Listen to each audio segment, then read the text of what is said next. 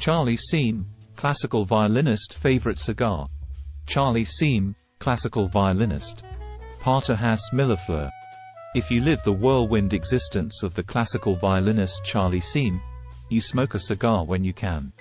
A smoke feels especially appropriate when he's looking out over some postcard quality plaza in Florence, where he lives, or the ancient city of Foligno, Italy, or in Oslo, the sites of recent concert performances.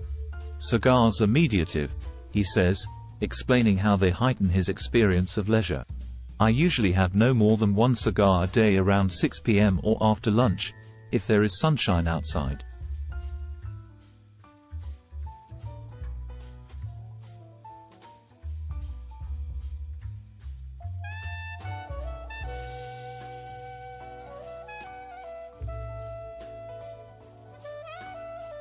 But there is no smoking just before playing. Cigars do have an effect on your physical state, he notes, and I don't like to tamper with that.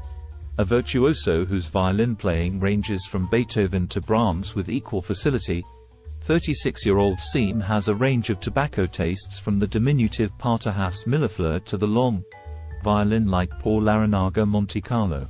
He doesn't light up to cap off a successful concert or celebrate a new record.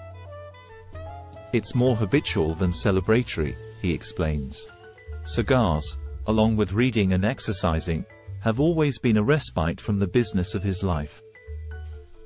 I just recorded the Beethoven Violin Concerto, which was my dream since I began playing. It will be released this summer. The key to life is to be challenged, Siem says. Thanks for watching.